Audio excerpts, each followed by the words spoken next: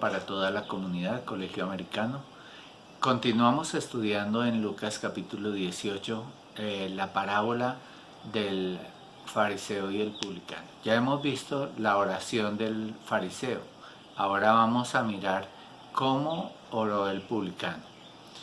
En el versículo 13 dice: en cambio el recaudador de impuestos, que es el publicano, que se había quedado a cierta distancia, ni siquiera se atrevía a alzar la vista al cielo, sino que se golpeaba el pecho y decía: oh Dios, ten compasión de mí, que soy pecador. En esta oración, lo primero que vemos es que la oración va dirigida a Dios realmente. Recordemos que el otro oraba consigo mismo, es decir, el otro simplemente presentaba sus credenciales, hacía una lista interminable de sus atributos y de sus virtudes. Este hombre simplemente llega y reconoce que Dios es santo, que Él es pecador, que Dios es justo, que Él es injusto, que Dios es perfecto, que Él es imperfecto, y lo que hace es decir: ten compasión de mí. En otras palabras, permite que el sacrificio de la expiación cubra mis pecados, que el sacrificio de la expiación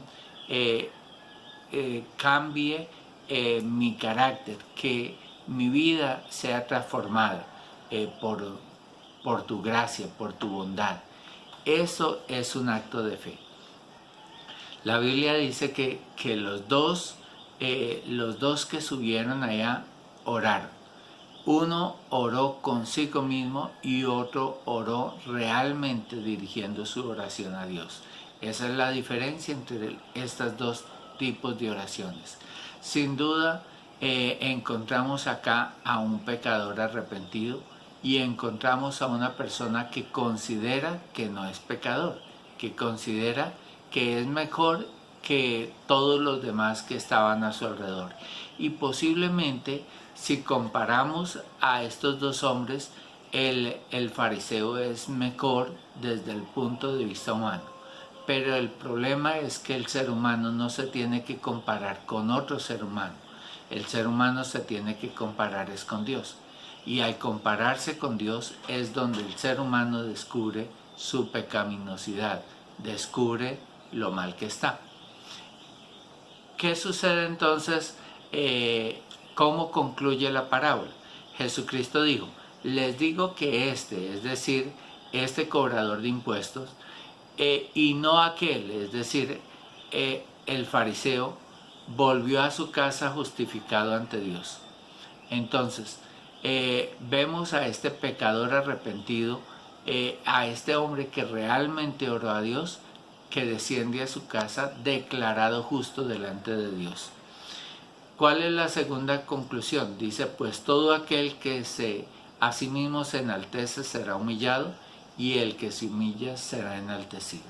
Entonces hay dos conclusiones. La primera es una declaración acerca específicamente de estos hombres. Uno fue justificado delante de Dios, declarado justo delante de Dios por medio del sacrificio hecho allá, el sacrificio de un cordero. Y eso nos recuerda que la justificación es por medio de lo que Cristo hizo en la cruz. El segundo hecho acá es que se nos habla a nosotros. El que se ensalza, el que se enaltece, será humillado, y el que se humilla será enaltecido. Dios les bendiga. Les invito para que pensemos en esta conclusión de esta parábola y que apliquemos a nuestra vida este tipo de oración. Acerquémonos a Dios con humildad, acerquémonos a Dios en oración y confesando nuestro pecado. Dios les bendiga.